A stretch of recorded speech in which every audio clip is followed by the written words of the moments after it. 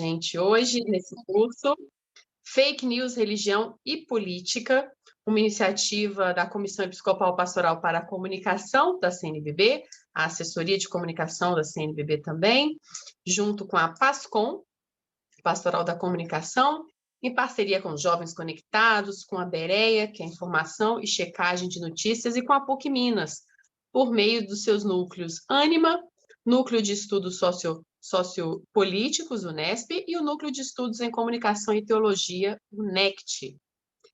Então, nós estamos hoje no nosso segundo dia de curso, né? Para muita gente, primeiro dia, algumas pessoas não participaram, abriram algumas vagas e a gente incluiu novos integrantes, então sejam todos muito bem-vindos. Lembrando que a gente vai emitir um certificado para os participantes, né? Um certificado do Núcleo de Estudos Sociopolíticos, Unesp, da PUC Minas.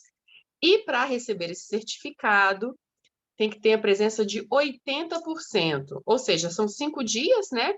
Ou seja, de segunda a sexta-feira, você só pode faltar um dia para receber esse certificado. E para comprovar aí a sua presença, é preciso, então, assinar a lista de presença, que só vai aparecer no chat às 8h30, tá bom? Então, todo mundo atento, às 8h30, assinar a lista de presença para garantir, então, o seu certificado de participação emitido pela PUC Minas. Muito bem. Hoje, depois de um dia incrível ontem, com as apresentações, com uma aula assim, mais geral, hoje nós começamos com o tema Verdade e Religião, Compromisso do Cristão. E a nossa facilitadora é a professora Magali Cunha, representante da Bereia. Queria dar as boas-vindas, então, à professora Magali. Boa noite, professora. Boa noite, Manuela. Boa noite a todas as pessoas que estão aqui. É um prazer enorme estar com vocês. Espero que a gente tenha uma noite bem bacana, bem sólida com a nossa reflexão. Estamos juntos aí. Que maravilha, que maravilha. Pois bem, ontem nós tivemos uma noite de apresentações e se falou muito sobre a importância desse tema, professora, de como os comunicadores têm que estar muito atentos à questão das fake news. E eu acho que é muito sobre isso que você vai tratar hoje aqui com a gente, não é mesmo? Exatamente. A gente vai ter 2 momentos aí da nossa aula.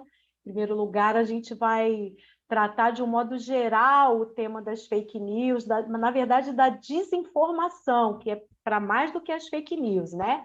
Talvez a gente até revise algumas coisas que foram faladas ontem, mas vamos trazer para a religião, já no primeiro momento. E depois vamos fazer uma reflexão sobre o que isso tudo tem a ver com a nossa fé cristã, né? Aí no segundo momento da aula. Então, essa aula está dividida em 2 blocos. Perfeito. Então, a gente vai ter um primeiro momento, as pessoas vão poder interagir, fazer perguntas para a professora Magali pelo chat, e um segundo momento, a professora volta e a gente faz o encerramento. Combinado assim, então? Super combinado. Podemos começar, então, professora? Podemos. Então, Então, vamos está com a lá, palavra. gente. Então, vamos lá. Então, nós vamos ter esse primeiro bloco com uma apresentação que eu vou fazer para vocês desse tema da desinformação, que é a forma como no coletivo Bereia nós trabalhamos. Ontem, meu colega Marcos Lessa, o jornalista, esteve aqui. Eu não pude estar porque eu estava dando uma outra aula ontem, então o meu colega Marcos esteve aqui saudando vocês em nome do nosso coletivo. Estamos muito contentes e orgulhosos mesmo de poder fazer parte desse projeto tão bacana de formação para o enfrentamento dessa questão que é muito grave, que é muito séria, especialmente num ano eleitoral como este ano que nós estamos vivendo. E, então, o Bereia existe, então, vai fazer 3 anos, né? Depois, mais para o final, quando eu falar de algumas providências que temos que tomar como cristãos, eu vou falar um pouquinho mais desse trabalho que nós estamos realizando. Então, na primeira parte, eu vou dizer para vocês o que a gente entende sobre desinformação para poder realizar esse trabalho de enfrentamento que nós estamos convidando vocês a se juntarem a nós neste trabalho. E aí eu vou compartilhar minha tela agora, porque vamos ter aí alguns slides que vão me ajudar a ficar no tempo, porque eu fico empolgada quando eu falo sobre este assunto, ele é cheio de desafios, então eu não posso esquecer do tempo que a gente tem aqui. Então, os slides vão me ajudar a ficar no tempo e vão ajudar vocês a acompanharem também melhor aquilo que eu tenho para apresentar sobre este tema. Tá aí o primeiro slide com a aula de hoje, essa introdução ao fenômeno e a relação com a religião. Depois a gente dá uma paradinha. No segundo bloco, aí a gente trata sobre o mal da mentira e a verdade como um compromisso cristão. Então, vamos lá. O desafio da desinformação. Certamente ontem vocês trabalharam esse desafio em relação à política, né? Que é o desafio das fake news, mas eu quero trazer essa abordagem de forma mais ampla, que é a forma como no Berea nós temos trabalhado, que é o desafio da desinformação. E eu trago para vocês uma definição de desinformação que o Berea trabalha com ela, e que faz parte de um plano de ação contra a desinformação da União Europeia. A União Europeia estabeleceu uma comissão de trabalho a partir dos episódios em 2016 do Brexit. Vocês se lembram? Quando houve aquela campanha para tirar a Grã-Bretanha da União Europeia, e isso já virou até filme, tem um monte de publicações que saíram a respeito disso em 2016, e essa campanha era um referendo para Grã-Bretanha, aquele conjunto de países, né, ficar ou não na União Europeia. Aí a campanha para sair da União Europeia foi toda baseada em mentiras, em pânico com as pessoas. Isso tudo veio à tona depois, e o não ficar, o se retirar da União Europeia ganhou na votação, né? E aí, por conta desse processo que se descobriu ali, né, tantas situações que envolveram fake news, desinformação, pânico, terrorismo verbal com as pessoas, foi trabalhado esse tema pela União Europeia para entender o que aconteceu. Então, eles construíram esse relatório e um plano de ação contra a desinformação que tem este conceito que nós, no Berea, gostamos muito, porque ele sistematiza bem o que é a desinformação. Está aí na frente de vocês. Informação comprovadamente falsa ou enganadora que é criada, apresentada e divulgada para obter vantagens econômicas ou enganar deliberadamente, podendo prejudicar o interesse público. Então, vejam, quando alguém cria uma informação para obter vantagens, sejam elas econômicas ou políticas, então se tenta convencer pessoas com aquele conteúdo que é falso, que é enganoso. Isto é a desinformação. E, bom, vamos seguindo aqui. Ela se manifesta de várias formas, não apenas com as notícias falsas. Então, nós temos, o Berea trabalha com pelo menos 4 formas de desinformação, que são as notícias falsas, que a gente chama de fake news, esse nome chique é em inglês, mas a gente tem um nome em português, né? Que é notícias falsas. Mas também, que é aquilo que é falso mesmo, que é inventado, que não existe, e que é inventado, criado. A situação, o caso é criado, é inventado. Mas nós temos outras 3 formas. As notícias enganosas, o conteúdo enganoso, que tem alguma verdade embutida ali.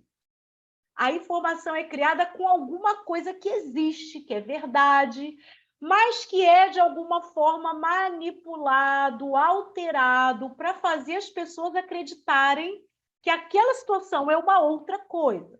Então, pega-se um conteúdo de uma situação, um fato, uma foto, um vídeo.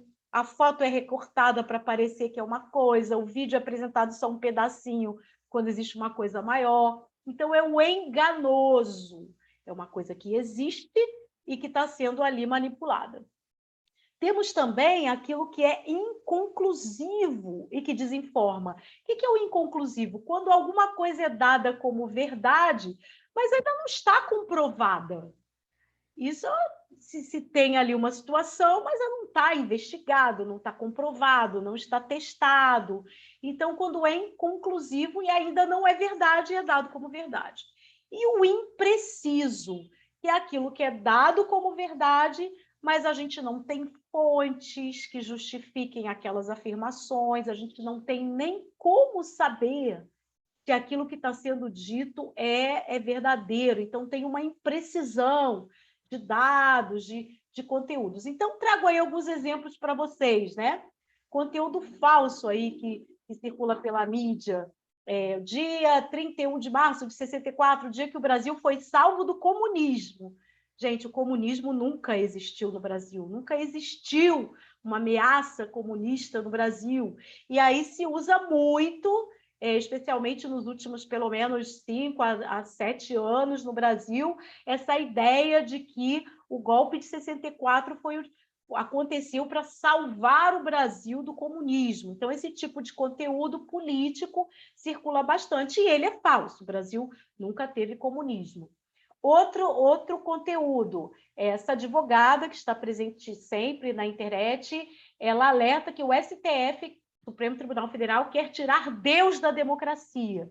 Isso é um conteúdo falso, isso não existe, né? Então, ela pega uma fala do Supremo Tribunal sobre alguma questão e cria uma coisa nova em cima, né?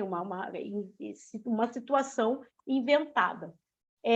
Um exemplo de conteúdo enganoso, né? Esse conteúdo que circula aí já, ele vai e volta, as fake news, a desinformação são assim, elas vão, voltam, são repetidas, que o Papa Francisco quer cancelar a Bíblia e propõe criar um novo livro. O Papa Francisco é uma das figuras do mundo que são o maior alvo de fake news, de desinformação. A figura do Papa é muito utilizada para desinformar, né? Então, isso aí circula, de vez em quando volta, e ainda colocaram para ilustrar a notícia de que o Papa quer cancelar a Bíblia e propor um novo livro, ainda usaram uma foto do Papa sentado num vaso sanitário, o que alguns dizem que é uma montagem, mas, na verdade, essa foto é verdadeira, ela foi utilizada para uma exposição de arte sobre figuras públicas do mundo em situações íntimas, e o Papa liberou para aquela exposição de arte, não para ser utilizado numa postagem de fake news, de Facebook, para dizer que ele ia mudar a Bíblia. Outro exemplo de conteúdo enganoso é pela deputada Bia Kicis, né, que é do PL, se apresenta como católica, se identifica como católica, dizendo que a Organização Mundial de Saúde recomenda a investigação de a Covid-19 ter surgido em laboratório. Essa coisa também que sempre volta, de que a Covid foi um vírus da Covid, foi criado em laboratório. E essa deputada tomou uma afirmação da OMS sobre investigações sobre a origem da Covid, e isso é recente, viu? Até hoje a gente tem esse tipo de manipulação de conteúdo do que a Organização Mundial de Saúde diz para criar pânico em torno da Covid. Um exemplo de conteúdo impreciso, essa afirmação de que o Brasil, na época da vacinação, superou outros países com a vacinação. O Brasil era o terceiro país do mundo que mais vacinou a população, quando, na verdade, o Brasil estava lá no fim da fila da vacinação. Na verdade, quando se faz contagem de vacinação, é por milhão de habitantes, e não pelo número de vacinas, né?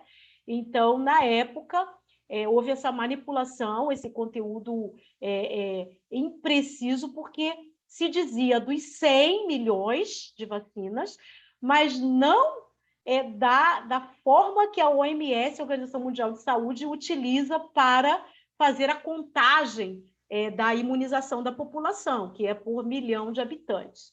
Um exemplo de conteúdo inconclusivo é que o BEREA checou em 2019, quando houve vazamento de óleo por um navio na costa do Nordeste do Brasil, foi divulgado que o navio era da Venezuela e que foi financiado pelo Partido dos Trabalhadores, o PT, quando ainda se investigava que tipo de de óleo foi a contaminação, o navio, se era um navio, que tipo de navio que era, de onde veio, e já foi dado que era o navio e que era da Venezuela. Na verdade, o óleo era da Venezuela, mas o navio era grego e não tinha nada a ver com o governo. Enfim, um conteúdo que ainda estava sendo investigado e foi dado como certo a partir de rumores que eram pronunciados à época.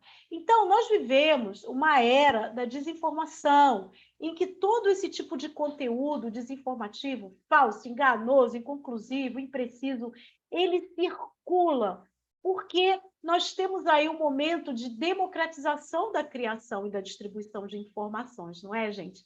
Não é mais só o jornalismo responsável por informar as pessoas, não é só mais as instituições, não são mais as instituições como a CNBB, como o governo, como os tribunais que informam as pessoas.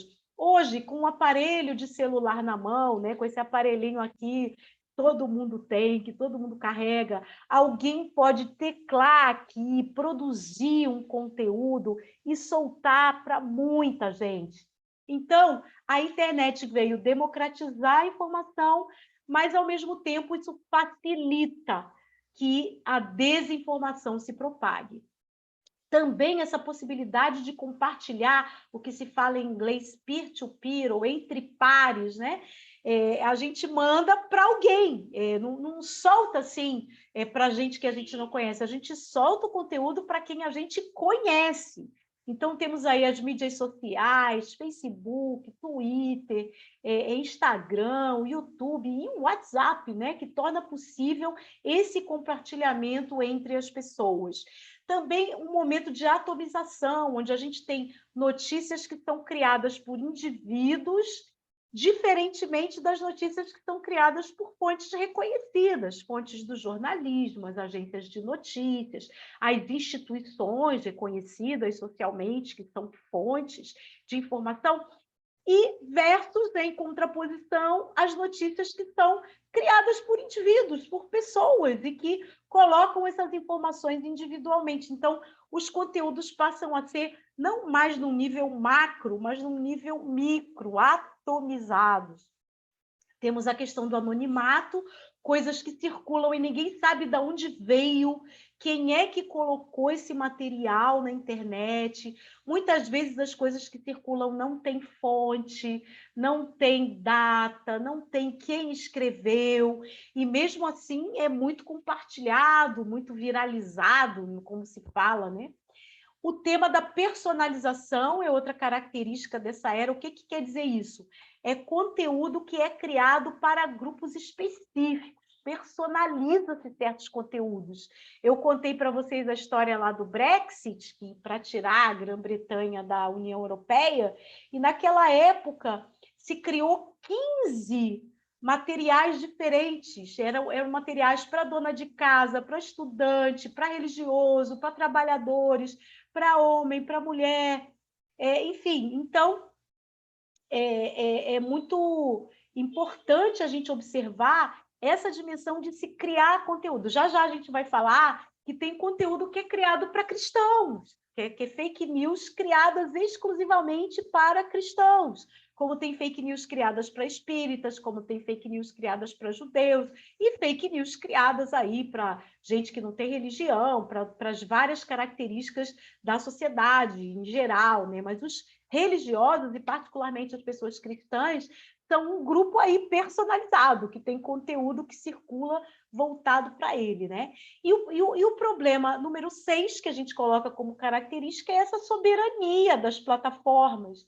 As plataformas de internet, de mídias sociais, Facebook, Twitter, o Google com o YouTube, todos esses grupos, as plataformas, as empresas que facilitam a informação, mas, ao mesmo tempo, são espaços de proliferação das notícias falsas, das fake news, da desinformação, elas são soberanas, não tem lei, não tem legislação para isso. Então, elas decidem o que fica lá, o que não fica, elas decidem filtrar, o que elas decidirem é o que acontece, a gente não tem legislação.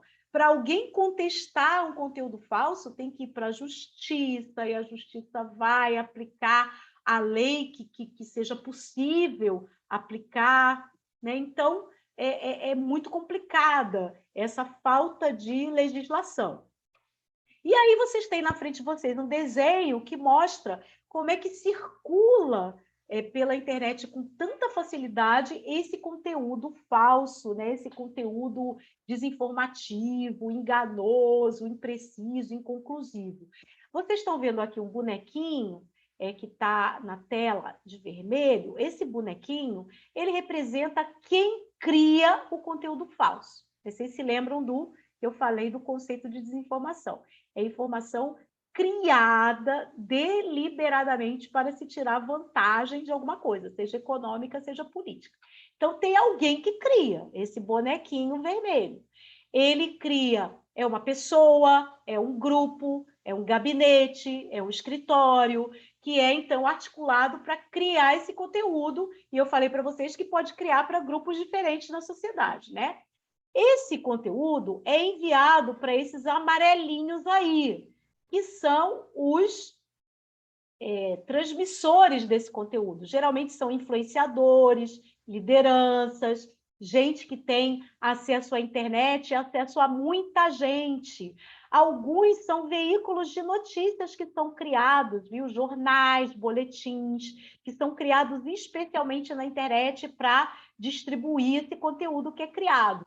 Esses influenciadores, esses veículos, eles mandam para pessoas comuns, que são esses verdinhos aí.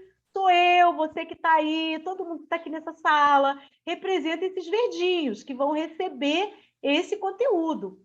Quem se identifica com aquilo, gosta, acha que todo mundo tem que saber, começa a espalhar e vai circulando para cada vez mais pessoas. É o que a gente chama de viraliza, né?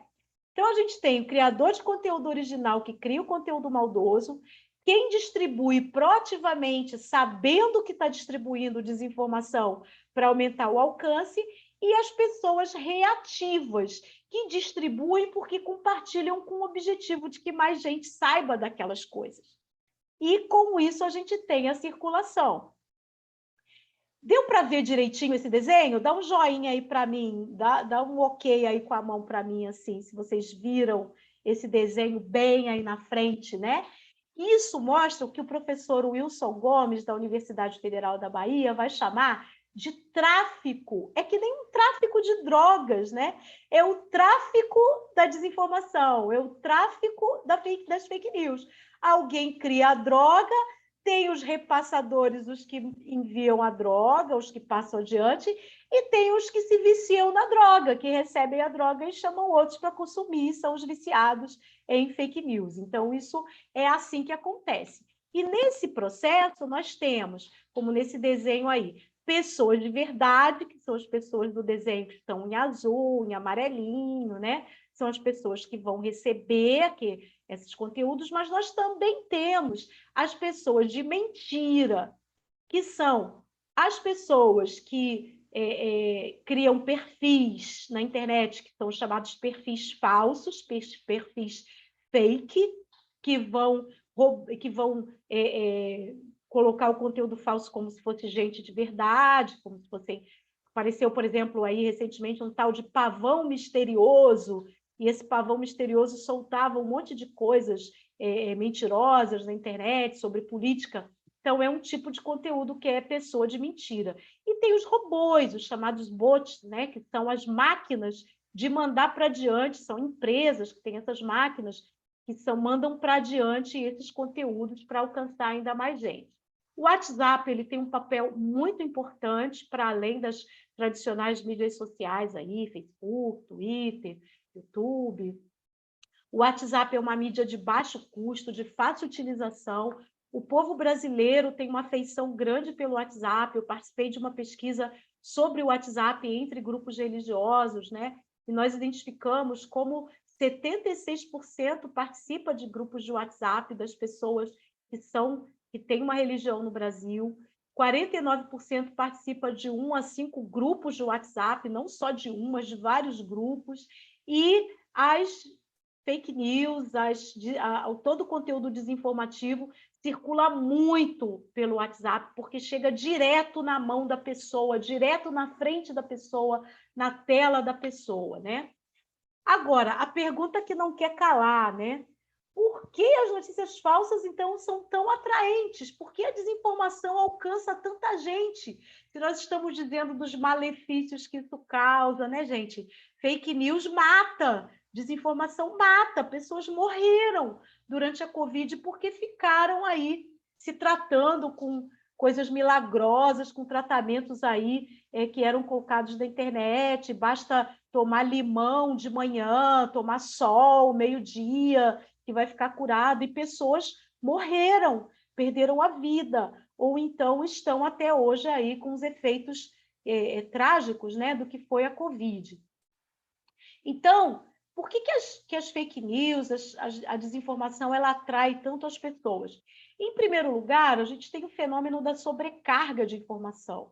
A gente vive na era da internet em que chega muita coisa.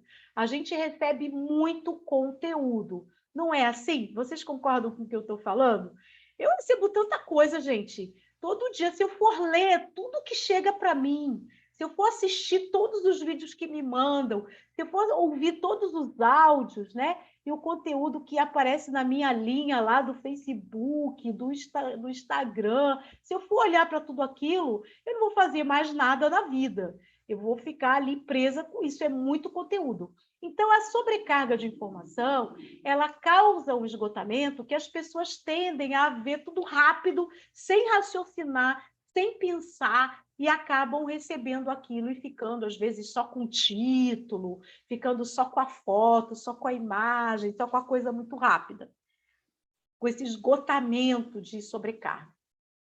Nós temos também os atalhos psicológicos fáceis e as respostas emocionais, a chamada dissonância cognitiva, que é aquilo, alguém falou uma coisa que bate com aquilo que eu acredito, com aquilo que eu penso, e mesmo que seja um absurdo, mas as pessoas tendem a acreditar, eu tendo a acreditar, porque aquilo bate para mim, bate com aquilo que eu acredito, com aquilo que eu imagino que deveria ser, com os meus valores. Então, são questões emocionais, respostas emocionais que as pessoas dão.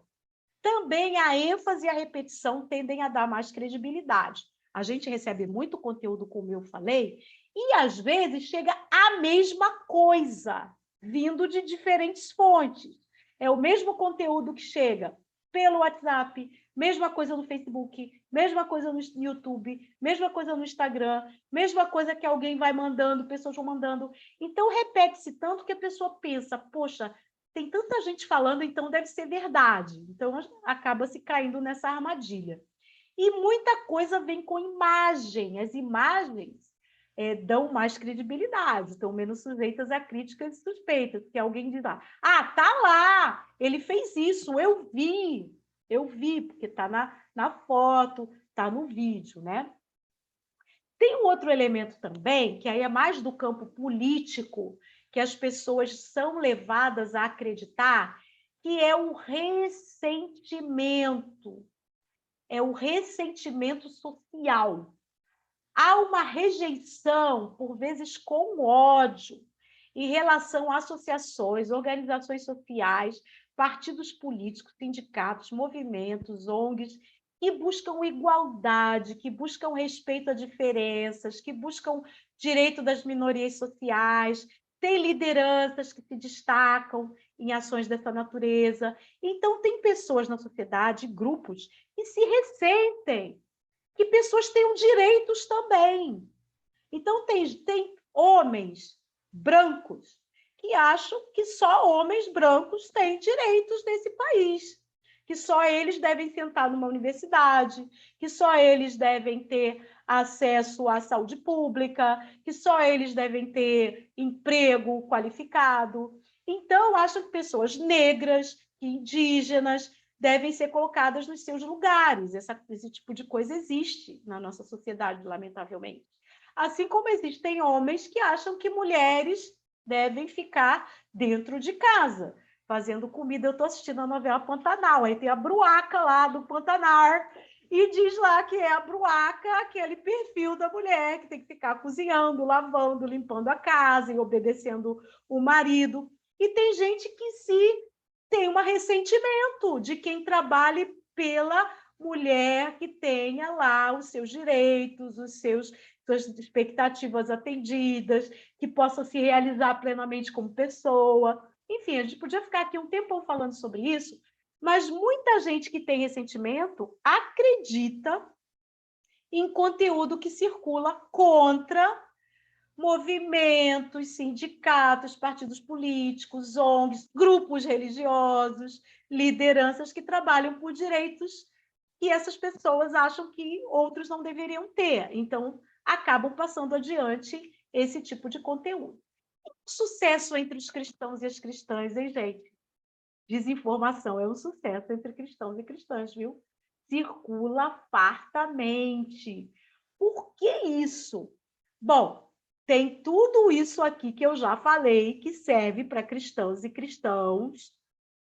Também o ressentimento está dentro do quadro cristão, lamentavelmente. Mas, na perspectiva da religião, especificamente, nós temos aí que cristãs e cristãos estão propensos a assimilar coisas que circulam mentirosas, enganosas, e que são coerentes com as suas crenças religiosas, com valores religiosos, dogmas religiosos, conceitos religiosos que têm, teológicos, compreensões de fé.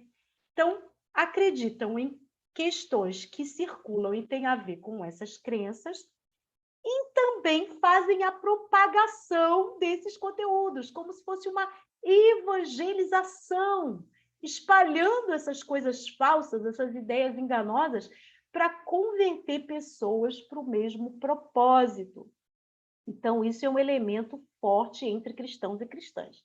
E se soma aqui a credibilidade no grupo da igreja e na liderança. Isso é uma coisa também, esse sentimento de pertença à igreja. Então, se vem aquele conteúdo dentro da igreja, como é que pode ser falso? Igreja é igreja. Igreja é a nossa comunidade do coração. Se o padre, o pastor, o diácono, a irmã mandou aquele conteúdo, como pode ser falso, enganoso? Tem que ser verdade. As pessoas têm esse apego à família da fé. E simplesmente porque circulou no espaço da família da fé, já está carimbado como verdade. E aí passa-se a circular amplamente, né? Então, a gente tem uma questão aí para a gente observar. Então, vou fechar o primeiro bloco agora, gente, com essa última palavra, a partir dessa introdução que eu coloquei aqui, sobre o que é a desinformação, como é que ela circula, como é que ela se dá no ambiente religioso, com esse desafio que é bem cristão e vem do Evangelho. Na era da informação, é preciso evangelizar as mídias digitais, humanizá-las e participar delas, seguindo a orientação de Jesus. Está em Mateus capítulo 10, 16. Sermos simples como as pombas e prudentes como as serpentes. Então, paradinha básica para ouvir de vocês quem tem. Não precisa ser só pergunta, não. Pode ser observação, pode ser alguma ideia que ocorreu. E aí eu devolvo aqui para a coordenação da Manuela. Obrigada aí pela atenção de vocês. E no primeiro bloco podemos conversar sobre o que a gente tratou até aqui.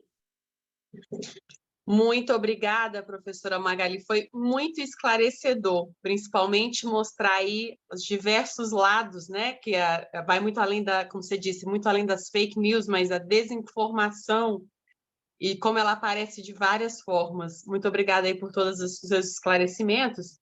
E já temos aqui várias perguntas. Vamos começar.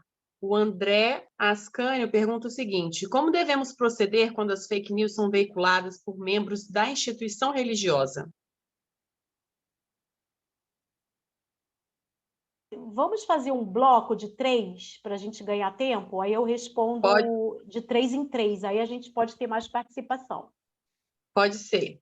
O Levi Torres pergunta, será que haverá um limite para deixarmos de falar na questão da desinformação nesses dias de revolução da comunicação? Vamos aqui a mais Desculpa perguntas. que eu perdi o nome da pessoa que fez essa segunda. É o Levi Torres, professora. Tá. Primeiro foi o André, agora o Levi. Tá bom. Isso. E vamos lá. É a Jocelaine Santos. Ela pergunta o seguinte: importante lembrar que a emissão de opinião é protegida por lei, mas uma opinião errônea, por exemplo, de que a ditadura militar salvou o Brasil do comunismo, ainda pode ser considerada fake news ou o conceito só deve ser aplicado aos textos aparentemente informativos? Perfeito. Vamos lá, então. Obrigada, gente. André, como é que a gente deve proceder quando a gente recebe, então, um conteúdo desinformativo no espaço, no ambiente religioso? Nós temos que agir sempre como pessoas cristãs, estamos aqui no ambiente cristão, pela cultura, pela defesa da paz, do respeito, da tolerância, todas essas palavras que permeiam a cultura cristã e que permeiam os valores cristãos. Então, nós temos que ter uma outra coisa também que está dentro do fruto do Espírito Santo, que é a paciência. Então, a gente tem que ter paciência em denunciar quando o conteúdo é falso e circula em ambiente religioso, dizer que é falso, mostrar a verdade e pedir que quem disseminou esse conteúdo o retire. E, às vezes, a pessoa tem que se retratar. Insistir nisso. Se a pessoa persistir no erro, aí nós temos que entrar nos mecanismos de denúncia que existem.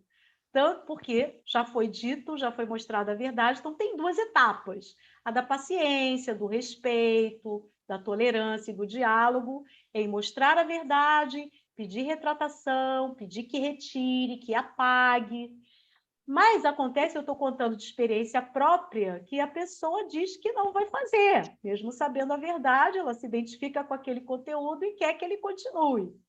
Então, nesse caso, existem as formas de denúncia para as plataformas digitais, para que o conteúdo seja, então, retirado pelas próprias plataformas.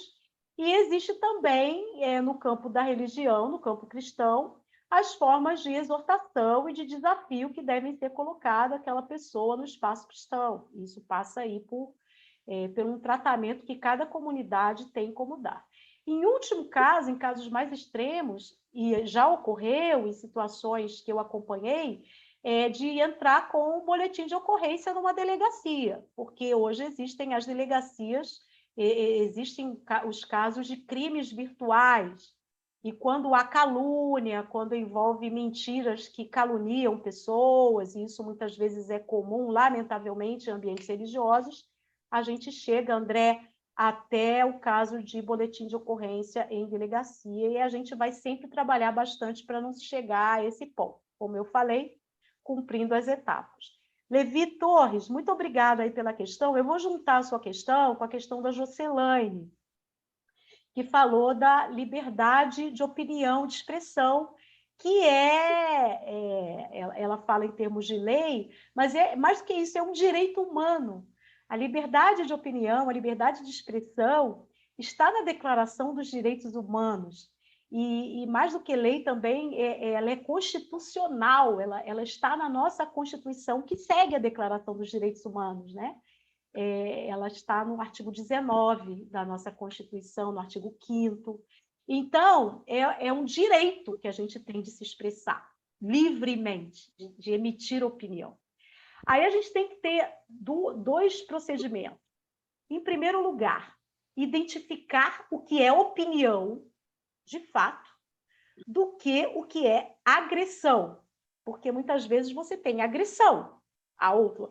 Emitir uma opinião é saudável sobre qualquer coisa, dizer o que se pensa, um pensamento. Para emitir uma opinião, a gente tem que fundamentar essa opinião. Mas muitas vezes o oposto disso é a agressão. Aí a gente está ofendendo, agredindo, praticando violência verbal ou visual contra alguém ou um grupo. E também, respondendo a Jocelaine, a violência com a própria história e com a própria memória. Isso existe. É uma injúria com a história e a memória, quando a gente muda a história para favorecer alguma coisa. Então, aí a gente não tem liberdade, porque não há liberdade para ofender, para atacar, para praticar violência. Opinião não é isso. Toda opinião tem que ter fundamento, tem que ter um pensamento, tem que ter uma base. E a gente consegue, né, gente, com o nosso bom senso, distinguir uma opinião de uma ofensa. Eu acho que a gente consegue bem. Então, aí não tem liberdade. A minha liberdade vai até onde está a liberdade da outra pessoa. Liberdade de existir, liberdade de ser, liberdade também de ter suas opiniões, ideologias e posturas. Tá? Então, juntei aí as duas questões para a gente ganhar tempo. Tem mais, Manuela? Tem mais tempo? Temos sim. Temos aqui uma réplica, já uma tréplica das pessoas que perguntaram anteriormente. Eles seguem aí com mais questionamentos. O Levi Torres fala o seguinte: a partir de quando se originou a preocupação pela desinformação nas redes? E a Jocelaine pergunta: vemos uma enxurrada de críticas contra a imprensa. A ampliação do número de fake news não seria também um reflexo da desconfiança das pessoas na imprensa?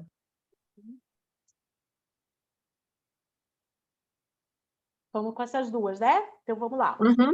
Levi, a partir de quando surgiu essa preocupação com a desinformação nas redes? Desinformação existe desde que mundo é mundo, tá?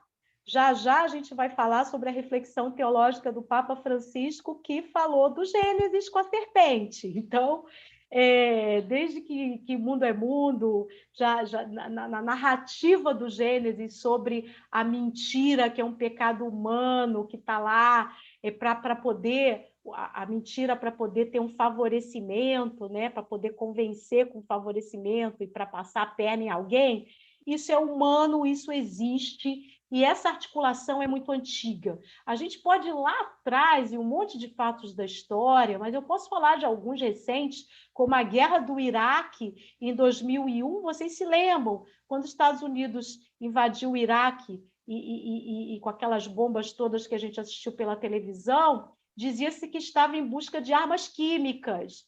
Nunca se encontrou uma arma química sequer naquela região e morreu um monte de gente. Depois veio à tona toda a discussão da cobiça do petróleo, da ocupação daquele espaço, daquela geopolítica e econômica em torno do petróleo e tudo mais, e muita gente morreu ali, tanto da parte dos iraquianos quanto dos próprios soldados envolvidos naquela guerra. Então, muitas guerras já foram estabelecidas com base em desinformação para convencer populações, né? Então, agora, essa preocupação, Levi, ela é maior nos últimos tempos por causa da internet, porque antes levava um pouco mais de tempo para que a desinformação se espalhasse, por conta das mídias tradicionais, por conta do conteúdo que circulava de boca a boca. Hoje não, hoje a agilidade, a facilidade, a velocidade é enorme. Então, ela é mais recente. Essa discussão, particularmente da desinformação, como nós estamos fazendo, ela é de 2016 para cá, como eu falei com vocês. No ano de 2016 aconteceu o Brexit e aconteceu a eleição de Donald Trump nos Estados Unidos, e muito embasada também no que aconteceu no Brexit, que foi copiado para as eleições dos Estados Unidos, né? Então, aquele ano de 2016 ele foi emblemático com aqueles dois episódios, e a partir daí se passou a trabalhar mais com o tema. Jocelaine pergunta sobre críticas contra a imprensa, né? Se não gera mais desconfiança ainda. Então, a imprensa, a grande imprensa, ela também desinforma. Existe a desinformação, a grande imprensa ela está comprometida politicamente, economicamente. Nós vamos ter vários episódios na história do Brasil em que a grande imprensa desinformou. Mas isso que você fala, dessa desconfiança, que ela é de agora, mais intensa, mais forte, aí é uma conversa que não vai dar para a gente fazer agora, que a gente pode fazer depois, mas eu vou falar rápido. É uma estratégia de grupos extremistas de colocar dúvida na imprensa para que se acredite no que circula de desinformação. Porque se houver dúvida em cima do jornalismo tradicional, vai se levar a população a acreditar naquilo que vai no paralelo. Então, isso é uma estratégia, isso é deliberado, tá? Mas isso é um outro assunto que a gente precisaria de tempo para aprofundar. Mas eu posso adiantar que é uma estratégia extremista, de grupos extremistas que mais fazem uso de desinformação para dar crédito para o paralelo e não para aquilo que é credenciado. É isso mesmo, professor. E olha, aqui está bombando, viu? Muita gente participando, mandando comentários, perguntas. Vamos aqui para mais uma rodada de 3 perguntas, tá bom? Tá bom. Temos aqui a Andréia Basílio. A estrutura de comunicação religiosa, muito baseada nos afetos e não na análise de fatos, não favorece a crença em fake news? Essa é a Andréia Basílio. Paulo Sérgio Olivieri. Como ser tolerante com os intolerantes? Muitos ditos cristãos não seguem a Jesus, e sim a mitos. Infelizmente, até dentro da Igreja Católica encontramos esses casos. Já vi ditos católicos apedrejarem o Papa Francisco. Temos aqui também a pergunta, é muito semelhante, vou passar então, e o Matheus Conte. Não sei se isso ainda vai ser abordado no decorrer do curso, mas falando sobre a desinformação diretamente ligada à Igreja Católica, o fato da Igreja não ser um órgão público e, consequentemente, não dever satisfações à população é um impeditivo para que a desinformação seja devidamente combatida nos meios católicos? São essas, por enquanto. Obrigada, Andréia Basílio, um abraço. Afetos e não análise de fatos, né? Não favoreceria, sim, está dentro daquela listinha que eu coloquei de como as fake news se tornam tão populares, tão aceitas, né? Porque justamente muita gente não analisa, muita gente não racionaliza, porque são conteúdos que afetam. E quem constrói o conteúdo falso, enganoso, quem constrói a desinformação, já constrói de um jeito para afetar. Aí tem o pânico, cria o pânico moral, chamado pânico moral, criar medo nas pessoas com certos conteúdos, criar situações de terrorismo verbal, terrorismo visual, com imagens, tudo isso que favorece o afetar a parte emocional e que vai levar a uma adesão. O Paulo Sérgio fala como ser tolerantes com os intolerantes, né, Paulo? Eu acho que você está mais fazendo uma reflexão do que uma pergunta, porque essa pergunta eu também me faço, viu, Paulo? É uma pergunta que a gente tem que caminhar com ela, né? Como cristãos, nós temos as posturas do Evangelho, com os quais nos espelharmos e conduzirmos. Temos Jesus como um grande comunicador e que, em muitos momentos, ele foi amoroso, respeitoso, paciente, e, em alguns momentos, ele virou a mesa, e ele pegou um chicote, e ele denunciou, e ele falou palavras muito duras para as pessoas que enganavam a população naquele momento. Então, é a sabedoria que é preciso que cristãos e cristãs tenham, de aonde é que entra a palavra paciente, amorosa, compreensiva, e onde é que entra a denúncia e a indignação. A indignação também é profética, né? Enfim, eu não quero pregar um sermão aqui para vocês, mas é uma reflexão que precisa ser nos acompanhar durante todo o tempo. E muito obrigada por trazê-la, Paulo. E o Matheus pergunta, né, a igreja que não é um órgão público, isso seria um impeditivo? Não, Matheus, quando nós tivermos leis, quando nós tivermos procedimentos legais para que haja um controle dessa situação em nível cidadão. Nós não temos. Tramita hoje no Congresso Nacional a chamada Lei das Fake News. É um projeto de lei que já passou pelo Senado, está na Câmara e está sendo discutido em termos do que fazer para se ter um controle. Os tribunais, o Supremo Tribunal Federal, o Tribunal Superior Eleitoral, no caso das eleições, estão estabelecendo procedimentos a partir de legislação que já existe, né? Então, leis em torno da calúnia, leis em torno da liberdade de expressão, tudo isso tem legislação para isso, e está sendo aplicado esse tipo de lei, mas a gente ainda não tem. Mas quando tivermos, mesmo hoje em dia, todos esses procedimentos são aplicados a qualquer grupo em termos de cidadania. Tem Muito mais? bem. Temos ainda algumas perguntas, mas acho que a gente já deve passar para a nossa segunda etapa, por causa do avançar do horário. E como já estamos chegando às 8h30, gostaria de lembrar a todos, né, que é o momento na metade do nosso curso, e que vai começar, então, a circular aí no nosso chat a lista de presença. E é muito importante que todos assinem a lista de presença, porque ela é essencial para que as pessoas recebam o certificado, que vai ser emitido pela PUC Minas. E lembrando que para ter esse certificado, eu preciso participar de, no mínimo, 4 das 5 aulas de toda semana. Certo? Então, a gente chega aí à metade, às 8h30, com a lista de presença. Todos assinarem. Então, a gente vai colocar agora aí no nosso chat. Como a gente tinha explicado no começo, a professora Magali dividiu aí a sua fala em 2 partes. E agora a gente segue para a segunda parte e a gente faz mais uma rodada de perguntas nessa segunda parte. Tudo bem, professora? Tudo bem, vamos lá. Então, nós estamos aqui, deixa só eu atualizar aqui, pronto.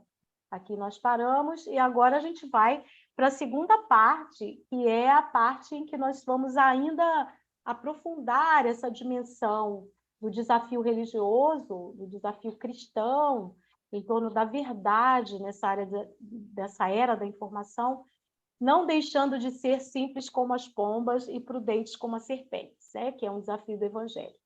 E aí nós precisamos sempre ter em vista o que a teóloga católica dos Estados Unidos, Elizabeth Drescher, que ela chama de reforma digital. A gente está num momento da humanidade em que nós vivemos uma reforma digital, que é a transformação das igrejas por conta dessa realidade do digital, da presença da internet, dessa interação.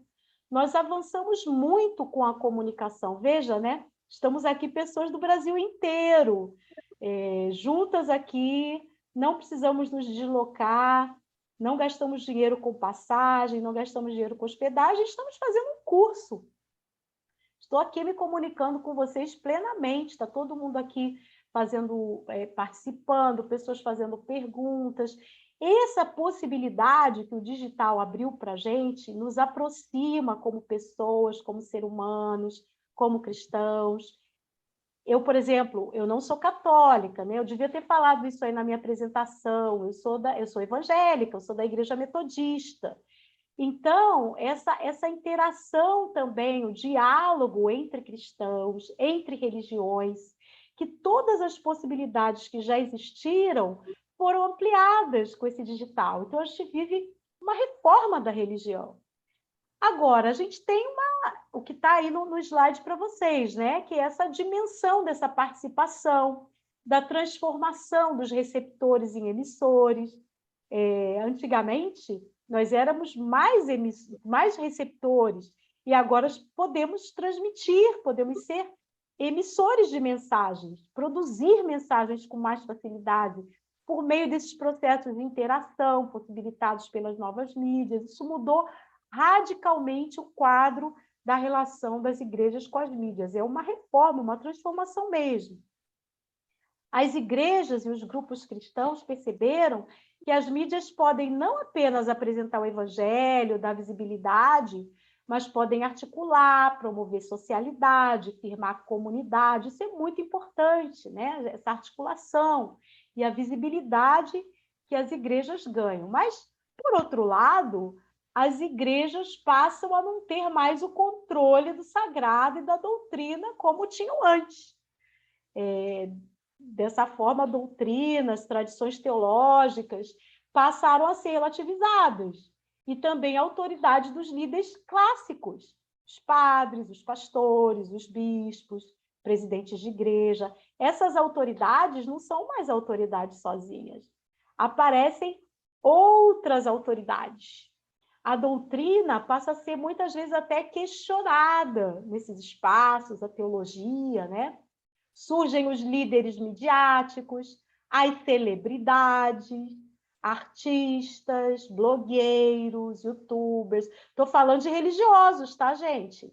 Então, isso é um fenômeno dessa era. No passado, a gente não tinha artista católico dizendo como é que tinha que se comportar, blogueiro evangélico dizendo como é que tem que ser a fé das pessoas, os youtubers direcionando como é que a pessoa tem que se comportar como cristão.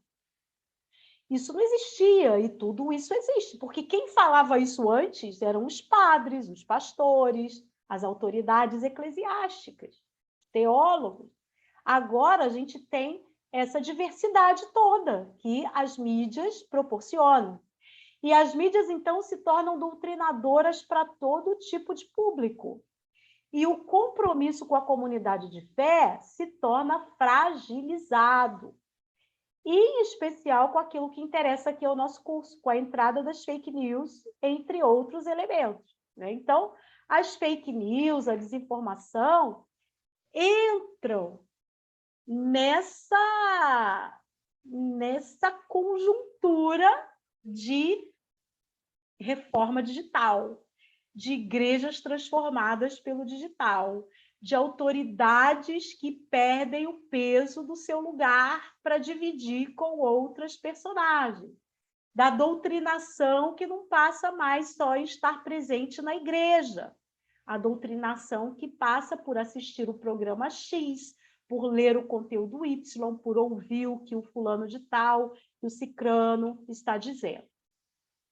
Então, é muito importante, nessa era digital, nessa conjuntura, não se perder de vista os elementos da fé cristã, e que há perspectivas bíblicas que alimentam, em especial, este enfrentamento das fake news e da desinformação.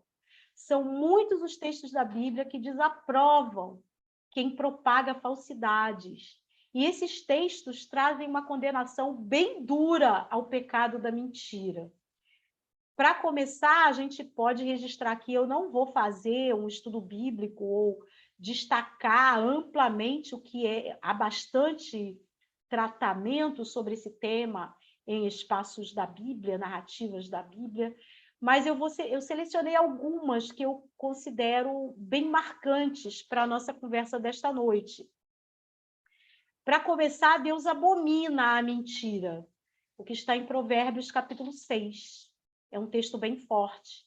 6 coisas aborrecem Deus, e a 7ª a sua alma abomina: olhos altivos, língua mentirosa, mãos que derramam sangue inocente, coração que trama projetos iníquos, pés que se apressam a correr para o mal, testemunha falsa que profere mentiras e que semeia contendas entre irmãos.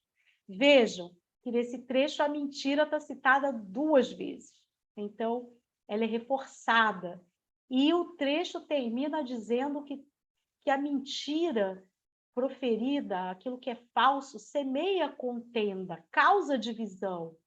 Toda mentira, ela é provocadora de algum tipo de violência, da falta da paz, né? Então, esse é um texto forte. Há também os textos que dizem que os que mentem estão longe de Deus e que não habitarão a Nova Jerusalém. No Antigo Testamento, os Salmos 101, O que usa de fraude não habitará em minha casa. O que profere mentiras não estará firme perante os meus olhos.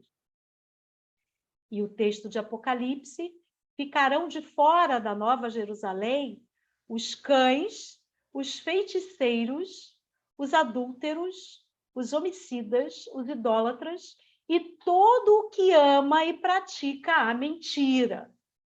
Então, a mentira aí, mais uma vez.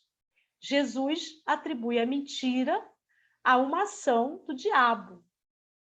O diabo foi homicida desde o princípio e jamais se firmou na verdade, porque nele não há verdade. Quando ele profere mentira, fala do que lhe é próprio, porque é mentiroso e pai da mentira. Está em João capítulo 8, o mesmo capítulo em que Jesus vai dizer que a verdade será conhecida e a verdade vai libertar. E o contrário dessa verdade que liberta é a mentira do diabo, que é pai dela e que aprisiona. Então, esse é um texto muito significativo do Evangelho. E ainda no Novo Testamento, falamos do Evangelho de João, mas também na carta de João diz: quem diz conhecer Deus, mas não pratica seus mandamentos, é considerado mentiroso. Então, mentir também tem a ver com prática, né? Com a prática, você diz uma coisa e faz uma outra coisa. Aquele que diz, eu o conheço e não guarda os seus mandamentos, é mentiroso, e nele não está a verdade. E na carta de Paulo aos Colossenses, na tradição cristã, nós compreendemos ali nessa carta que ao se trilhar o caminho do evangelho, a pessoa nasce de novo, né? E a mentira não deve mais fazer parte dela. Então, diz aos Colossenses, não mintais uns aos outros. Eu lembrei da pergunta deixa eu lembrar o nome do Paulo, né? Como ser tolerante com os não tolerantes. E aí tem o conselho do apóstolo Paulo, não mintais uns aos outros, porque vocês já se despiram do velho homem, da velha mulher, com os seus feitos, né? Então, quem é cristão é uma pessoa nova. Então, não pode mentir, praticar aquilo que é da pessoa velha. Então, com essas bases que a gente pode tomar da Bíblia, eu trago aqui a postura que tem sido assumida pelo Papa Francisco, né? O Papa Francisco tem sido a mais forte liderança religiosa no mundo que se coloca contra o que está acontecendo em relação à desinformação e às fake news. É muito marcante a mensagem dele para o Dia Mundial das Comunicações em maio de 2018, e quem ainda não leu pode facilmente ler, né? Baixar da internet. O título da palavra dessa mensagem é A Verdade vos tornará livres, fake news, jornalismo e paz, respondendo à pergunta da Jocelaine também, né? Papa Francisco relacionou fake news a jornalismo, né? Também foi a Jocelaine, estou falando direitinho, né? Sobre a grande imprensa. As fake news, jornalismo e paz, essa tríade está nas bases da afirmação dessa mensagem do Papa Francisco. Eu trouxe aqui alguns trechos para iluminar a nossa conversa aqui, né? O Papa Francisco, ele usa o termo desinformação, como o coletivo Berea assumiu a partir dos estudos da Comissão Europeia. O Papa Francisco coloca nessa mensagem o conceito de desinformação, e ele vai colocar esse conceito na forma dele, né? Ele vai falar que são informações infundadas, baseadas em dados inexistentes ou distorcidos e voltadas a enganar e até a manipular o destinatário. Então, tem um conceito católico aí de desinformação que vocês podem usar, que está na palavra do Papa Francisco. Quando vocês falarem de desinformação, no espaço católico, vocês podem usar esse conceito do Papa, que está na mensagem de 2018. E o Papa também fala de técnicas de desinformação como técnicas aptas a envenenar a opinião pública, né? E a divulgação dessa desinformação pode visar objetivos pré-fixados, influenciar opções políticas e favorecer lucros econômicos. Isso também está na definição de desinformação do Papa Francisco. E aí, nosso tema do curso, né, fake news e política, está bem dentro aí do que o Papa alerta, que a divulgação de desinformação pode influenciar opções políticas, e influenciar negativamente, né, como ele fala nessa palavra. O Papa ainda afirma que desinformação é veneno. Ele usa esse termo. A eficácia das fake news deve-se, em primeiro lugar, à sua natureza mimética, quer dizer, é uma imitação da realidade, não é a realidade, né? Ou seja, a capacidade de as fake news parecerem plausíveis. Parece que é verdade, né? Leva as pessoas a acreditarem, é isso que o Papa está dizendo, é uma mímica, é uma fantasia que a pessoa olha e acha que aquilo que está ali é verdade. Falsas, mas verossímeis, fazem acreditar, né? Tais notícias são capciosas, no sentido de que se mostram hábeis a capturar a atenção dos destinatários, apoiando-se sobre estereótipos e preconceitos generalizados dentro de um certo tecido social, explorando emoções imediatas e fáceis de suscitar, como a ansiedade, o desprezo, a ira e a frustração. Que é o que a gente já comentou aqui, que está na palavra do Papa, né? Que é aquilo que afeta. Por isso se explora as emoções imediatas, as emoções fáceis, cria-se ali ansiedade com aquele conteúdo, né? Aí chega uma coisa lá na nossa caixa assim, compartilhe rápido, a Rede Globo vai tirar do ar esse conteúdo, e nem nunca foi para a Rede Globo aquele conteúdo, nem é nada de Rede Globo, mas se coloca ali, compartilhe rápido, aí cria aquela ansiedade, aquela coisa, não, então tem que compartilhar rápido, aí a pessoa vai. Então tem esse tipo de estratégia, né, para a qual o Papa Francisco está alertando aí. O Papa também fala aquilo que eu já disse para vocês antes, né?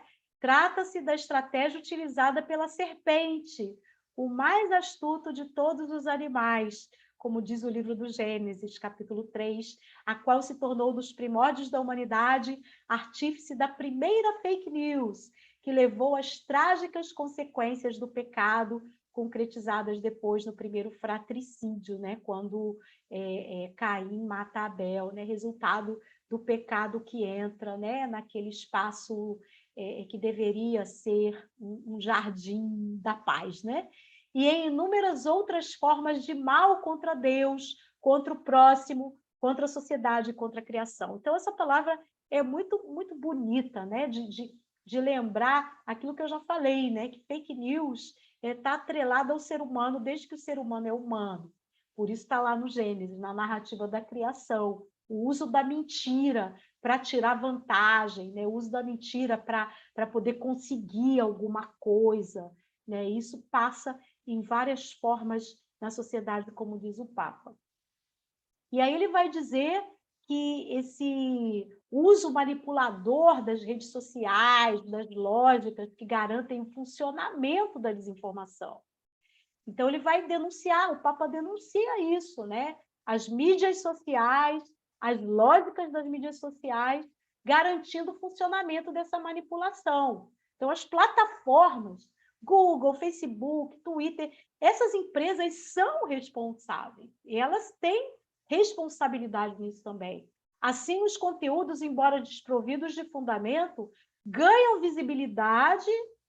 tal visibilidade, que as próprias desmentidas de autoridade dificilmente conseguem conter os seus danos. Exatamente, nós do Coletivo Bereia, que publicamos a contestação, que publicamos aquilo que é verdade frente a tantas mentiras que nós identificamos, aquilo que nós publicamos tem visibilidade muito menor do que aquela mentira que foi publicada. Então, exatamente isso que o Papa está aí colocando, né?